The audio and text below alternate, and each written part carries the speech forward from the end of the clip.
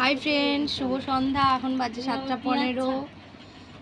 তো আমরা এখন আলু কাবলি খাচ্ছি। আলু কাবলি বাটি নিয়ে বসে গেছি।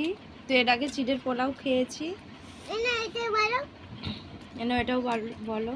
এই যে রোল আছে, তারপর হচ্ছে ডালের পকোড়া, ডালের পকোড়া আছে। অনেক কিছু খাচ্ছি, একদিনেই মোটা হয়ে যাব। তো কে কে খাবে চলে এসো। আলু কাবলি, রোল, ডালের পকোড়া তোমরা খাচ্ছি। তো ভিডিওটা যদি ভালো লাগে লাইক কমেন্ট শেয়ার করে দিও। আমি শেয়ার করব।